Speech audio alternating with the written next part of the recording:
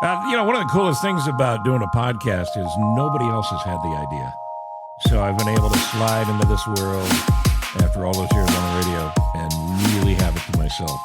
And because of that kind of power, I'm able to take advantage of it and talk to my friends who I'd never see or talk to and sort of reconnect. Today's a good example of one of the most entertaining people I know. One of the smartest people I know. Handsome devil. If you're watching on the YouTube channel, you can see him there. It's Bruce Breslau. And Bruce, you find yourself currently in Los Angeles. Yeah, and I can only disappoint after that introduction. It was pretty good, wasn't it? It was. Let's very go good. backwards for a second, just for the point of history and, whatever future legal action. You were one of the people I really looked up to when we crossed paths at WTKO in Ithaca, New York, one of the greatest small market radio stations ever. Now, we say small market radio, kids don't understand. The world was not one prior to the internet. No. There were markets. There were small, there were medium, there were large, things of that nature. And in this little town, Ithaca, New York, of Cornell University, most famously, was this great little radio station. And I don't think I ever know the story. What brought you there? What was the step you had before? So I was attending Ithaca College for a TV radio degree, and it was the #1 station in the area. And one of the first jobs that Ithaca College radio folks could get professionally. In those days, there were daytime and nighttime transmitter powers, and they had a transmitter at a remote location, and legally they had to take a remote transmitter readings. Yes. But they didn't have a remote. So you would get hired on by WTKO to take transmitter readings up in the middle of nowhere and get your 175 or 185 an hour while you were going to school. And the next progression would be, once you were on the college station, to do some air checks and get hired on air at WTKO. And in 1975, they made the mistake of putting me on middays. You have often poo-pooed your on-air work. I thought you were a tremendous disc jockey. I mean, before you got into sales and management and this true love of music and musical talent, I think you could have chased and made the same mistakes I did, being bounced all around the country.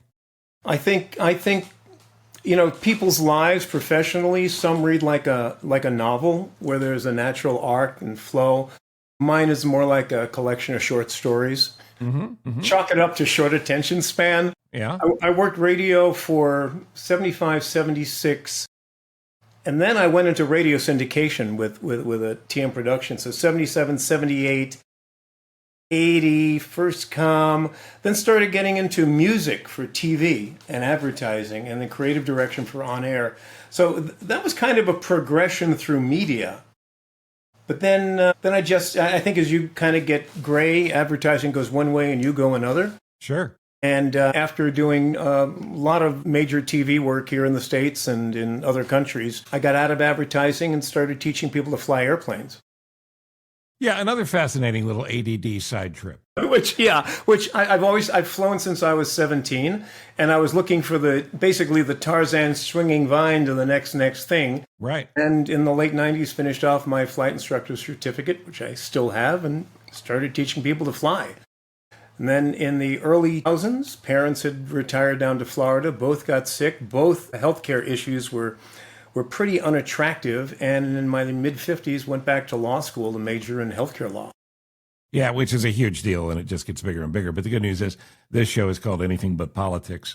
Which we're not going to talk. Well, we won't go can't down that road, but I'll have you back to go down that road because it's a personal hot button for me. So then after law school, I worked for a very short time for the LA District Attorney's Elder Abuse Division, prosecuting elder abuse, not causing it. And then we try. And then solid move. Some end-of-life issues and hospice projects. And then a communication ombuds job came along with the nation's largest nonprofit, AARP, and I just wrapped 8 years there. So, and I know you're not done, so what's next? I got certified as a mediator earlier in the year, and after a little bit of a respite here for the next month or so, I'll be working on developing a mediation practice at this ridiculous age. We've never gotten into any sort of disagreement. We've never had any sort of disagreement. But I feel as a trained, certified mediator, I have no chance of winning if we do. But I would walk away feeling better about it, wouldn't I? I don't think it's a matter of me challenging anybody as a mediator. It's me just sitting back and going, oh, this is interesting. Well, let's talk in this room for a sec. Right. And right. We have another room over here we're going to talk to. And by the way, the thing about mediation is it doesn't need to succeed. That's interesting. It's not arbitration. Arbitration can be binding. So that's kind of like a step down from a judge. Mediator, you're kind of like a presenter or a facilitator, if you will. We'll see how long that lasts. So at some point in the mediation process, and I don't know if this is part of the training, but you get to a point in the discussion, you go, well, listen, do what you want to do then. Does it ever come to that? No, go ahead. Well, I think it'll come to that if you're really at just loggerheads and it's just a... Okay. There are situations that will never be resolved. But both parties have come to the table, it's voluntarily. So it's not like somebody's being dragged into mediation. So there is some aspect of the process that both parties at one point said, yeah, let's give this a try. And just to be clear, so people understand, this has no Judge Judy implications. No. And the fact Wapner, none whatsoever. $50. Doug Llewellyn doesn't follow you into the hallway. That's made very clear at the beginning. And the thing is, at the end, you might have an agreement. We'll talk about that in a second. You might have an agreement to have another mediation, to have another meeting. You may have an agreement, no, this isn't going to work, I'm going to court. But as far as the agreement, if parties agree to something and you have that in writing and they sign it, then that's legally binding. And is it mostly business interests that do this? Well, or personal? I mean, obviously divorce comes to mind. I don't do divorce. Just please. Right. I've seen enough with elder abuse. Yeah, I'm sure. Right. Sure. Landlord, tenant, businesses. The organization through which I got certified is California Lawyers for the Arts. And they've been around for 50 years. And were basically created because a lot of independent artists and filmmakers and sometimes don't tend to make the best contracts with agents and managers. Sure. And so it kind of spread through that. But I've had landlord-tenant, I've had international business contracts, distribution. It can really be pretty much anything that you find yourself arguing with somebody about. Well, I mean, I like that you're pumped up about it, that you're excited about doing it. It's interesting, leaving my last workplace, which was last week, getting all these congratulatory emails and, oh, good luck in your retirement. And I'm like, I'm not retiring. Yeah, I don't like that word.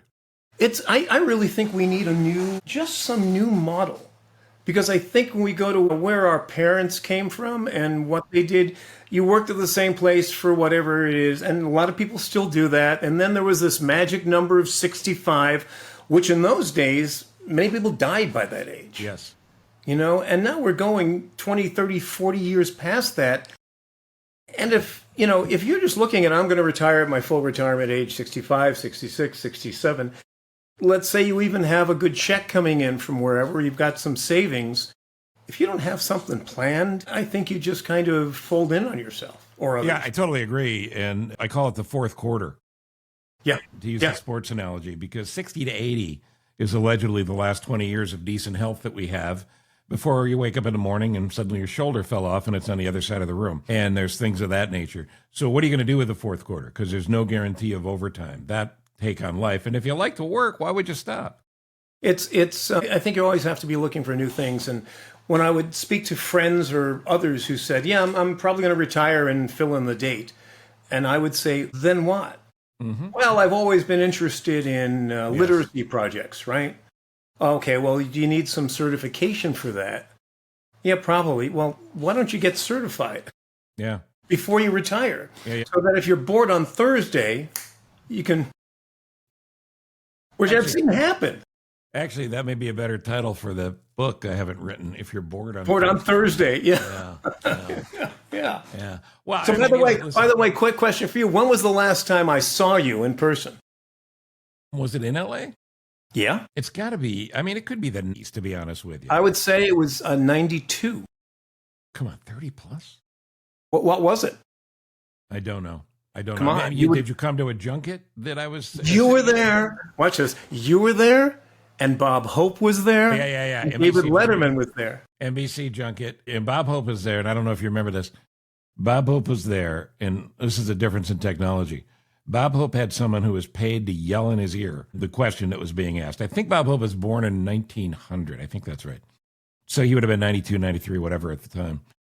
And we're talking, and I'd met him before at the Tonight Show and talked to him a couple of times. Not that he'd remember, but not only did he not remember, I don't know that he knew who he was and where he was. And the kid that leaned in and yelled in his ear, I don't know that that's a job or that it should be a job. But yeah, that would have been at Universal Studios in 92, I'm guessing. No, it was something different. But I'm saying, as far as the other guy's job, how do you fill that in on a credit card application under occupation? It's very, scream in scream in comedy legend's ears to denote place. And you called me and said, I've got tickets to Johnny Carson's last week. And we went to, this was like the third or the second to the last Tonight Show. Sure, the one before Bette Midler, I think. Yeah, Clint Eastwood was on. Yeah, wild and wacky stuff. One of the greatest things, people ask me all the time, I go, what's the coolest thing that ever happened in show business? I've been lucky. I've been talked to everybody. There's very few people I can think of that I didn't want to talk to, that I didn't get a chance to talk to. So I've been very lucky in that regard. But I grew up as, a fan of Carson, and wanted to be Carson. God willing, hair came in and I would have been able to chase that. And then Letterman. Carson and Letterman were the guys. But the coolest thing that ever happened to me in show business, I don't know if I've ever told you the story. I had a friend that worked at the Tonight Show. He's one of the civilian bookers. And you have to be old enough, 50 plus, to understand the impact of Johnny Carson and the Tonight Show and how big a deal that show was and how big a deal he was. So I had met him once, and I'm like you. I'd met a lot of famous people. I don't get nervous around famous people. People are people. But I got a little starstruck, a little butterfly-ish, a little 13-year-old girl. And the second time we met, he didn't remember my name necessarily, but he said, how do I know you? And I explained again. He goes, you're on the radio. And he told me about radio he had done in the beginning. And then I said, do some stand-up. And he goes, and he grabbed me by the wrist. And Carson was not a guy that liked to be touched or touch other people. Yeah. And he brought me the few steps out and over to the Star. And he hadn't announced he was leaving at that point. And he said, stand there for a second and look out. And he goes, I hope someday before I leave, I get to introduce you. Wow. Yeah. Wow. That's goosebumps still. And it's nothing the public saw or public would have been aware of. I was on, you mentioned, first of all, your career in radio, when I tell people about you, it's the only career of which I would have been envious. Because you really, not only from where you went, but how you molded it. Yes. It was just amazing. And like you said, you've met everybody, and you're able to talk to anybody, which is the key to communication. It's just amazing. But the Carson thing, the only time I've had something like that, and I never got the touch, is worked with a lot of people in advertising promo for TV shows, most of whom I can't talk about because they've been criminally investigated at this point. So we're online. This is also in the 90s at a famous deli in Beverly Hills, Nate and Al's. Sure. And with a co-creative director, and two people ahead of us online is Billy Wilder. And I turned. That's starstruck for you, my friend. Oh my God! I turned to my co-creative director. I said, "It's Billy Wilder," and he goes, "Go say hello." I go, "What am I going to say? It's an honor to be sharing soup with you." I just couldn't fawn but it was just to be in his presence was just amazing. Well, I mean, you talk about that because you're in LA, you do have these happenstance things where you bump into people. I would think now, because the nature of fame has changed so much, you could be in line at a deli with famous people and I would not know who they are, but not really care that much. No. I used to be very Jeopardy sharp, but not now. I don't know any of the Real Housewives of fill in the blank. Is there anybody, I'm talking about major star appeal, that surprised you positively or negatively? When I came out here and I was doing a lot of TV promo and a lot of radio promo, I was a kid in a candy store because you had all this talent and I could just book anybody I wanted. Right. And so I would book these character actors that I'd watched growing up forever. And they would just be amazing actors and amazing voice talent. I don't know if you know the name Bill Shallert. Well, of course. Yeah, absolutely. He was everybody. He was Patty Duke's father in the Patty Duke Show. He's the mayor in the Heat of the Night. Always played a priest or a father. Great voice, great delivery. extraordinarily intelligent. He studied music with Arnold Schoenberg. His father was the music critic for the LA Times. Nicest guy. Told the dirtiest jokes. But if he thought anybody was in the studio or in the control room that it would offend, never. He was a real gentleman. But just an amazing, that didn't surprise me. I guess the breadth of one's knowledge. You just see somebody and then you find their background. Yeah. And just that's a curiosity of life that makes you a great interviewer, that makes you an interesting person. And that's the thing that I would like to think I was able to do through all those years on the radio, is not work off the publicist's list of questions, treat you like a person and talk about the things I was curious about. Right. I'll tell you two quick stories. And one happened in LA, may have been on that same trip. I loved Maury Amsterdam. I thought Maury Amsterdam was hysterical. And Maury Amsterdam had his moment in the sun, his 5 or so years with Dick Van Dyke. You can go back and watch the Dick Van Dyke Show. I would argue, as great as Dick Van Dyke is, still alive, by the way, at 99. And love Dick Van Dyke.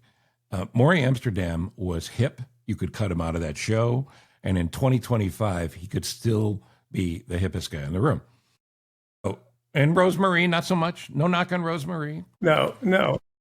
But fast forward, and we do this interview in the morning. And I said, I would love, Mr. Amsterdam. I'm 30, 29, whatever. Mr. Amsterdam. I would love Mr. Amsterdam to have another chance. Oh, come to the house. Come to the house. Well, I'm, in New York and in Minneapolis at that point. Go to people's houses to do interviews. The whole notion was kind of weird. Plus, we had taken a 2-hour sleep, taken a flight out. I fell asleep. No cell phones. I fell asleep. I didn't have his home phone, and I missed the interview.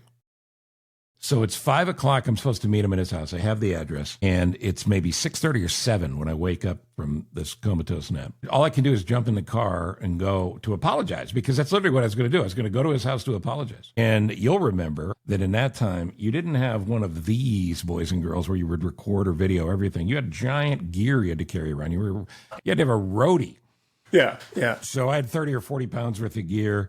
I get there with a cab. I jump out of the cab, and I'm going down. It's a very nice, home. And there's a light on, and the light starts to click off as I'm walking to the front door. And I see Maury Amsterdam in a suit and tie. And he had been waiting to sit down with me to talk.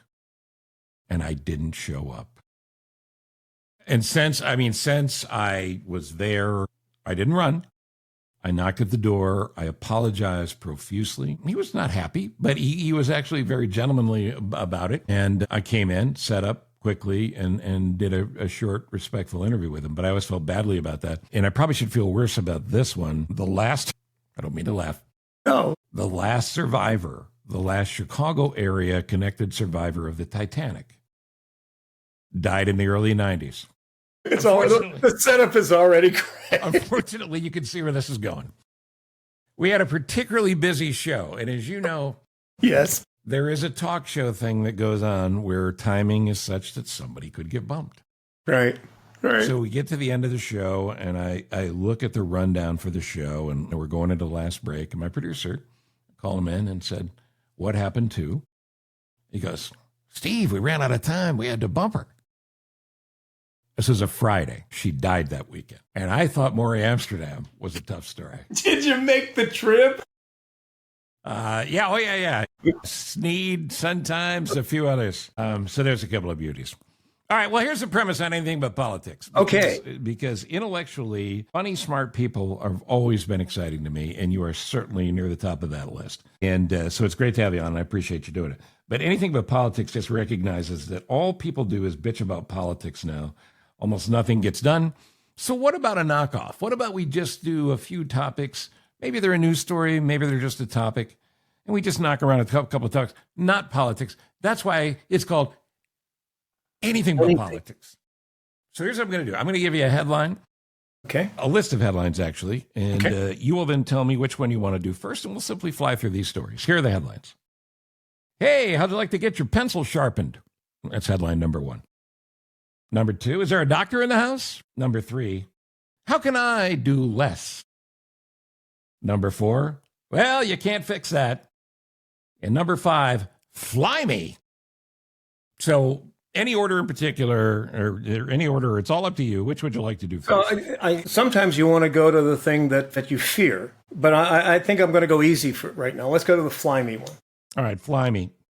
Fly me is fairly simple. Fly me goes to the idea of, well, things that happen in the air. And I would ask you, as one who has taught people how to fly airplanes, did you ever have a close call with a student pilot? 2. Did you say 2? All right. Can you share either?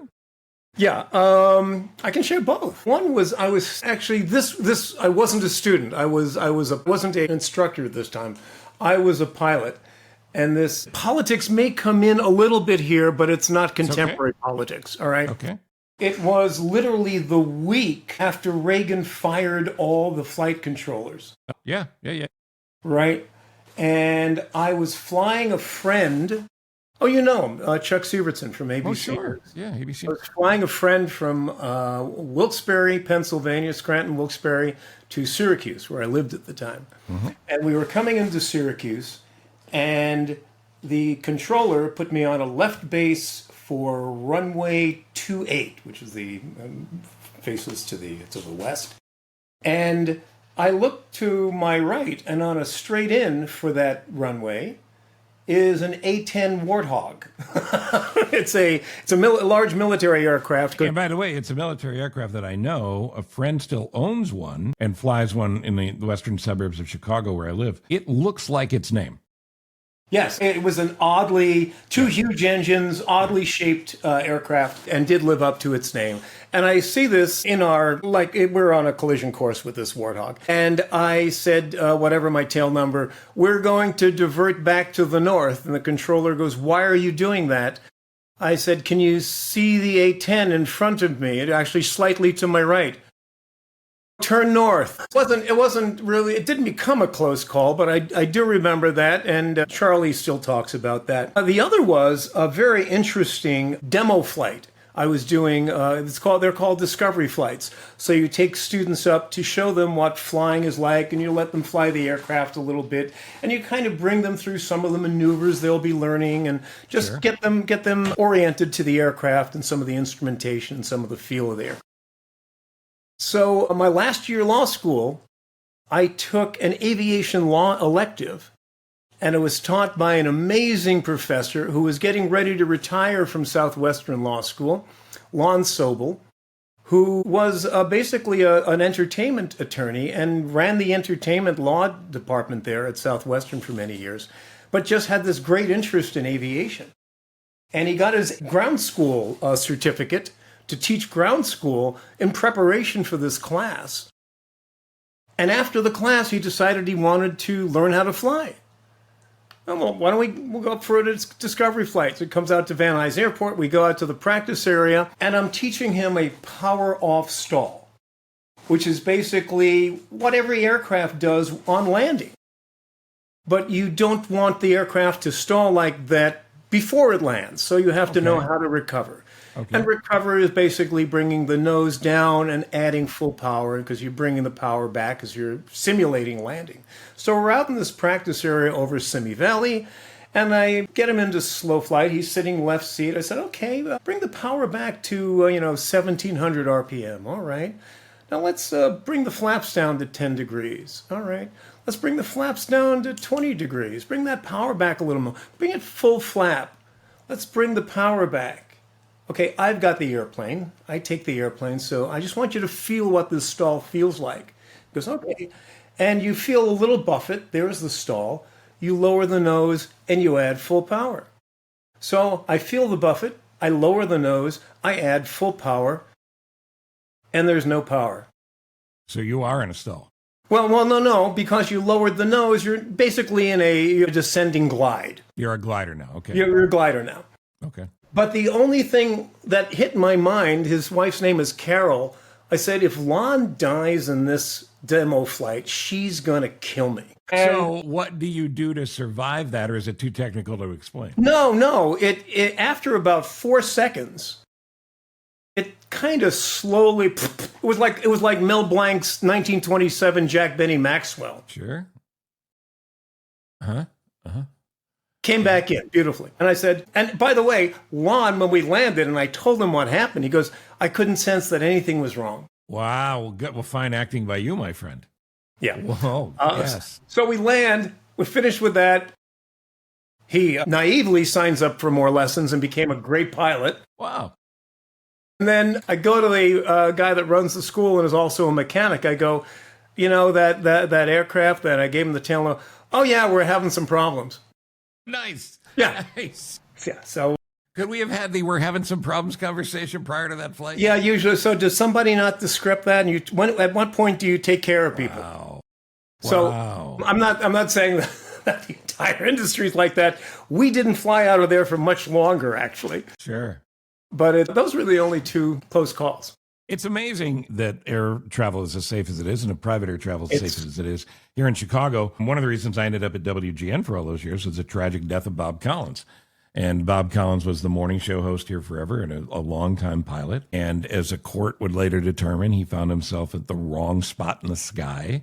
And there was a student pilot soloing for the first time. They collided. Bob and his passenger and the student pilot all crashed and all passed.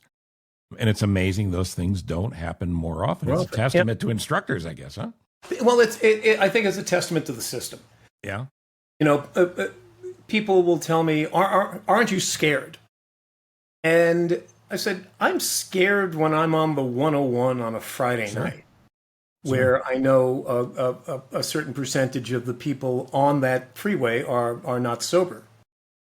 And whereas I'm sure there have been pilots with substance abuse problems, it's far less frequent up there. Right. And this, just the checks and balances of the system. I got into flying at 17. I got into radio at 15. Both of them were highly regulated industries at the time. And I like regulation.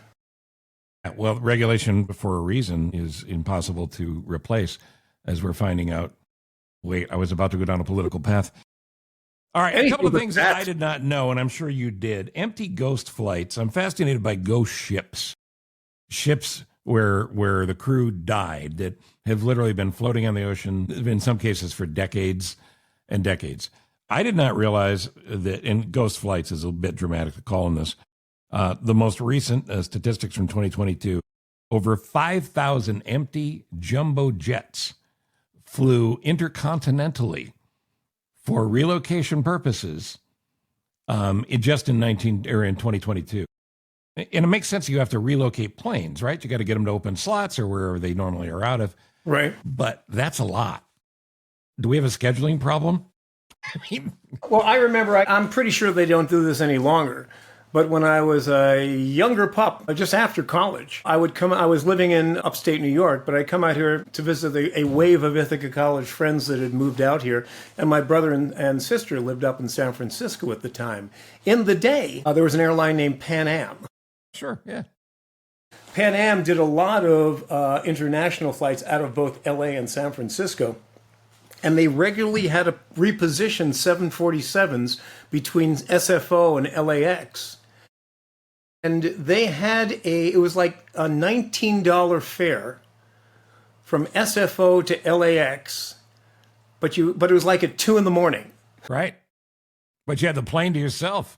So you did. And I would regularly visit my family and then get on one of these 2 a.m. flights. And my friend Andy, they say that a real friend will drop you off and or pick you up at LAX. It's pretty quiet at 3:25 in the morning. So unfortunately, they stopped. Well, the airline stopped, and then they stopped. Well, it fascinated me. The world's shortest flight. Yeah, I did not know this. The shortest flight in the world lasts 1 minute and 14 seconds. It's between Westray and Papa Westray in Scotland's Orkney Islands. I was just going to say it's some Scottish island trip. Yeah. So a minute, you're up and you're down. I mean, it's hard to believe you could even, be up and down that quick. You know what the meal service is on that flight? No, what is it? They throw a bunch of Pringles in the air, and if you catch one, it's just... And good luck to you. Yeah. Go ahead and catch those if you would. And this one, which is frightening if you think about why they do it, but I love the visual of it. And I have no problems with chickens. Let me just say that directly. I like chicken. I'd eat chicken all day. The airlines to this day still use chicken guns to test airplanes where chicken carcasses are loaded up into what amounts to air cannons. Yeah. And the carcass of the chicken is flown into the engine of the test plane to see if it can handle a bird hit. Yes. That I have read about. I mean, have you got, I mean, animals have died in the testing of this aircraft. I'm sorry. If you've got a life form you think would be better, I suppose. I do, but again, we're not talking about politics. Well done. Yeah. It would be a different type of gun. No, that simulates geese, I guess. It seems to be. All right. Topic number 2. How'd you like to get your pencil sharpened? Is there a doctor in the house? How can I do less? And hey, you can't fix that. Pick one, please. Hey, you can't fix that. Hey, you can't fix that refers to the hottest surgical procedure in Washington, D.C. Plastic surgery for men. Plastic surgeons in D.C. are being asked to fix 2 things. One is this. Waddle. I call it my backup chin. Yeah. And you called it a waddle? Like turkey waddle. Turkey waddle, right. Yeah, but the other thing is jaw, and it goes hand in hand, jaw sculpting. Now, again, we're not talking about politics. We're not going down political row here, because this could be non-politicians in Washington. But just as an example, I don't look at a guy, say, Chuck Schumer, and go, man, if he only had a jaw. It just doesn't seem. So I don't know if this will be a reality show anytime soon in a world where we have shows like the Dr. Pimple Popper and a show for podiatrists. You've been out here. Yeah, of course. And you see both men and women who don't look like men and women. Yes. And so boy, that's bad. I've had no work done here. No surprise. But I've earned every line. Sure. Yeah, I think you look terrific for a guy 37. And the thing is, I think, a certain amount of healthy living, a little bit of sun, not too much. A little bit of exercise, not too much. I have been writing a book, Sedentary: Your Way to Good Health. Good for you. Everybody I know that runs or races or pelotons is having knees and hips replaced. Yep. And no smoking. I see people that smoke, they get a lot of wrinkles. Well, it's very popular to ask a friend to write a foreword. I think you need someone who actually fits the theme of the book more to write the foreword, because I have a new right knee and I need a new left knee. They're football and golf knees. And the new right knee is terrific. It's 4 years old. The left knee is 64 years old. As I've said on stage many times, one knee wants to sit, the other wants to run. So I just spin in circles all day. So my sister had both hips replaced, and she's she's addicted to Pilates. Okay, well, see, that's crazy. And I said, at some point, do you think the Pilates had anything to do with... Right. Probably. Right. Okay. And we're finding out, by the way, that pickleball is the greatest killer in America today. Pickleball is taking out more people than you could possibly imagine. I mean, if you had just a casual conversation with someone, you'd obviously talk to someone who played pickleball, and I guarantee you 1 in 2 of the people you'd find would be injured. Athletes. Yeah. Oh, no. So at my former workplace a while back, there used to be a column in the magazine, and it was our team would get the column after it had been sent to the publisher to be printed, so we couldn't correct anything.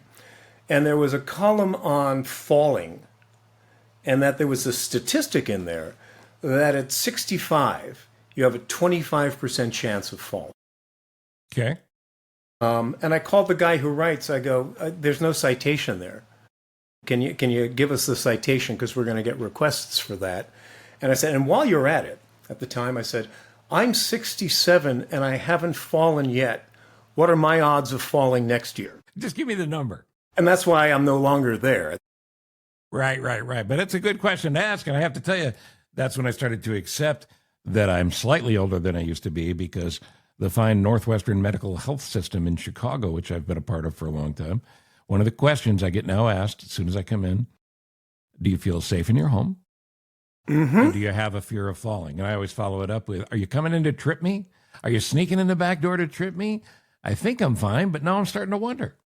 Well, I was diagnosed with osteoporosis a couple of years ago, and about a month after the diagnosis, my husband said, we're going to redo the stairs. I'd like to do hardwood. And I'm like, Really? Well, you want to wax them up really well? Is it because Eric does list first on the insurance policy? Yes, of course. So, yeah, so we went with carpet. I mediated that one. Yes, you did. Look at you. You were future thinking. All right, how'd you like to get your pencil sharpened, or how can I do less? Let's do the pencil sharpen. Pencil sharpening. In one of my favorite towns in the world, and I know you like Minneapolis as well, the community gathers once a year to join in a celebration like no other, where they watch a giant pencil get sharpened. The giant pencil, and by the way, I don't know how I missed this, but more than 1,000 people recently gathered to see the sharpening of a giant number 2 pencil, 20 foot tall. It was sculpted out of a mammoth oak tree at the home of John and Amy Higgins. The tree had been damaged in a storm, and it is not far from Paisley Park, the late great Prince's home. And it got me thinking, there are so many great, bizarre tourist attractions in America. My God, yes. And, the biggest ball of twine and things of that nature. Did you ever visit any of those as a kid? Yes. As a matter of fact, I just coughed. As a matter of fact, when in the late 70s, early 80s, I was working for the syndicator. So, and I was a traveling salesman in a car, 75,000 miles a year. So you saw every one of these. Oh, yeah. So I remember, and it was the day when you still had the roadside advertisements advertising the attraction coming up. Yeah. So I just remember off of I think it's Route 80 in Pennsylvania. It may still be there. Clyde Peeling's Reptile Land. And you look at and it would, 50 miles, 40 miles, 30 miles, you're 10 miles from. How can you not go? You got to go. I had a similar experience in and around Knoxville, driving to Atlanta. Not that long ago, actually. But a billboard that almost made me stop that said, gas, fireworks, liquor, guns, ammo. You talk about your one-stop shopping. I mean, that place is a time saver. Yeah, or a time bomb. Either one. Do you know about Carhenge in Nebraska? I think those are the cars that are on top of rocks, done like Stonehenge. How about the International Banana Museum in Mecca, California? Haven't been to that. I've been to the big thermometer. 20,000 banana-related items, all in the International Banana Museum. Salvation Mountain in Niland, California, is a dump that's been artistically dealt with in a manner such that, it doesn't appear to be a dump necessarily. The Enchanted Highway in Regent, North Dakota, is a 32-mile stretch of road with massive metal sculptures created by a local artist. None of them seem to fit. None of them are native. Yet there they are, all of them. Stuckey's. You talk about billboards. If you would travel south from, Long Island, from the city, from New York, you would start seeing Stuckey's pecan log billboards. Yep. 50 miles out? Maybe longer? Easily. The Museum of Bad Art in Somerville, Massachusetts is literally that. And this is one I want to go to because that sounds like a good time. And then this is somebody I actually had as a guest on the radio. The Unclaimed Baggage Center is in Scottsboro, Alabama. Yes, I've heard of that one.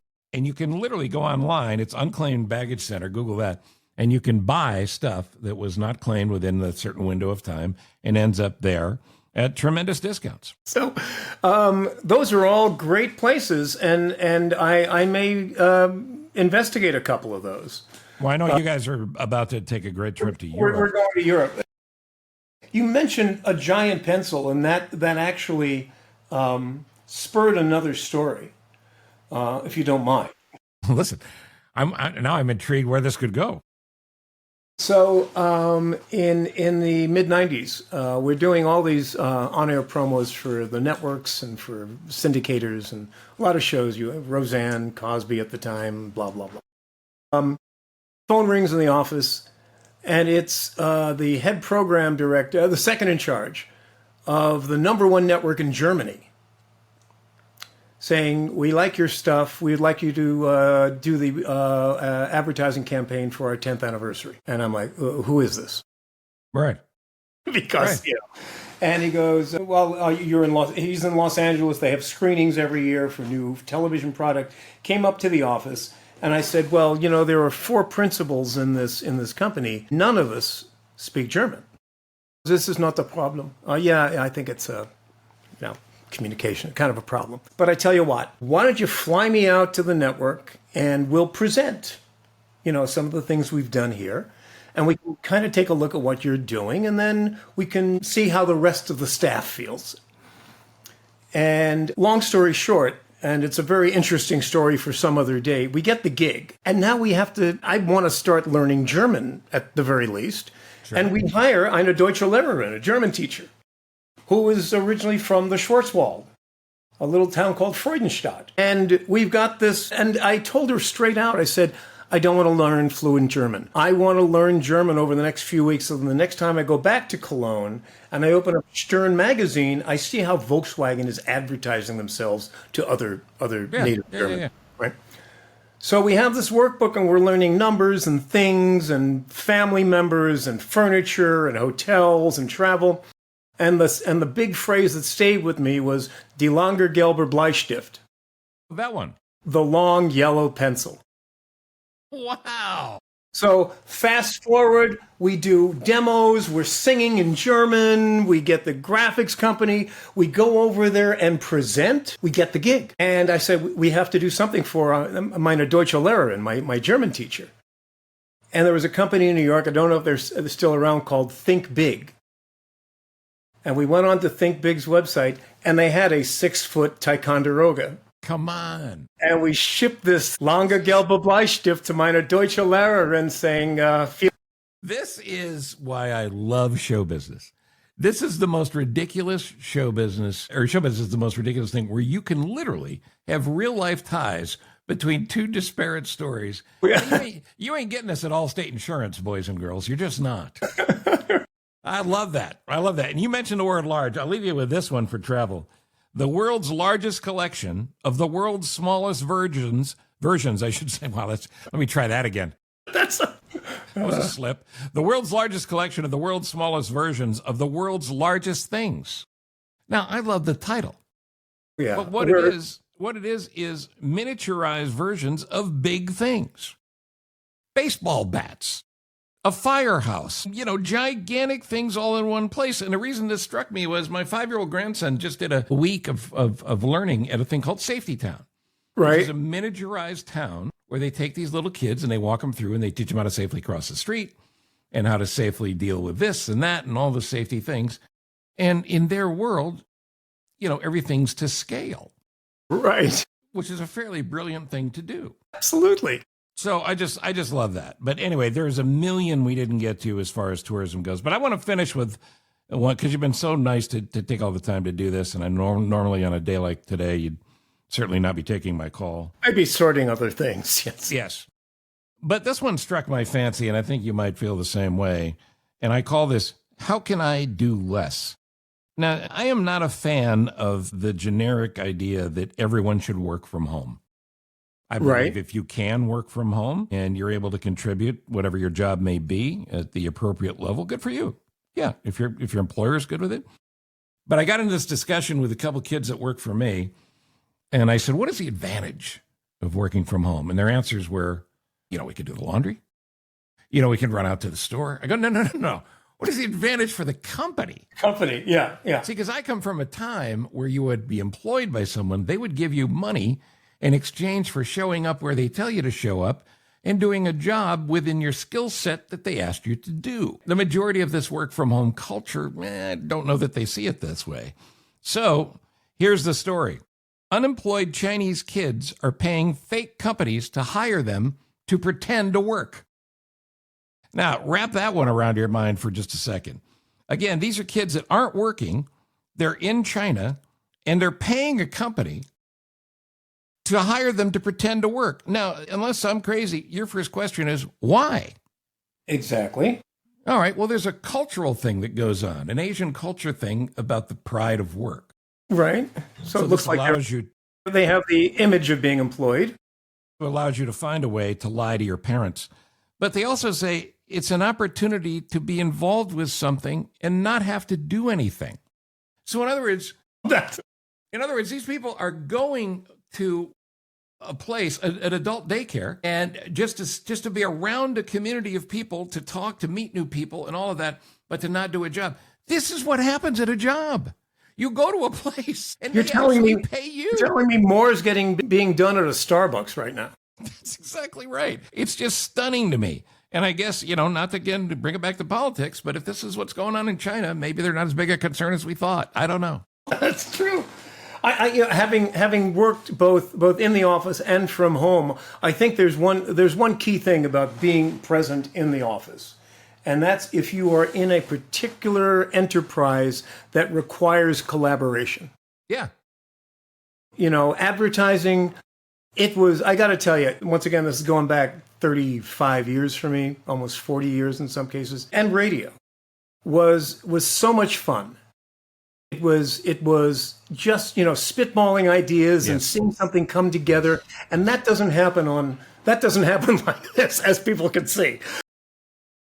Well, no, but it's a notion, right? It's like, okay, what's the advantage of being at home or working from home? Well, your parking's pretty good. My parking's great. You're always the employee of the month. I don't know about your work softball team. That's probably not so great. You know what I mean? Anywhere I was. But who are you stealing office supplies from? You'd be surprised what I found. And you brought up something the other day in leaving the AARP job, which I find not only amusing, but true. Yeah. You apparently had to hire someone to walk you out after you boxed your here's the box. I'll see you out to the front door, and then we'll close your office. And then at one point, Eric said, no, we live here. I couldn't get back in. He let me in. Under advisement, actually. Oh, my friend. It is so good to reconnect with you. Pleasure. So in another 35 years. No. I'm going to come to LA. I've been telling you that for a long time, and I haven't been in years. But I would like you to come back, in all seriousness, to talk about this elder abuse, larger topic. Sure. That you spend so much time in. Absolutely. Would love to do it. As I said, I shouldn't use the word envy. I respect your career, and I respect you. Nice. You're one of the funniest, nicest people. Wow. You know what? You've been my friend forever. I was intimidated when I first met you, and then I realized. Oh, shut up. He's just like me. No, actually, I was in therapy 35 years ago. And very early on, therapist said to me, you know what you are? No, I thought we were going to have a big aha moment. She goes, you're a brat. And I go, yeah, I am, but with a heart of gold. She goes, oh, absolutely. Right. So, and I have no problem wearing that label. No. Listen, smartass, an intellectual smartass. We need more of those in the world because it can't come down to just you and I. You're here. Oh, absolutely. Thank you so much, Steve. God bless you, my friend. Have a great trip, and I'll connect when you get back. Be well. Bye-bye. Thanks. That's perfect. Don't hang up yet. Stand by. Let me just make sure this uploads. Thank you for listening to Live from My Office, a service of Monkey Run Productions. All rights reserved. The podcast is hosted by Steve Cochran, and it's mixed, edited, and produced by me, Ross Cochran. Steve is available for corporate speaking gigs. He would love to MC your event, and occasionally, he's funny. Thank you for listening. Head to cochranshow.com for more.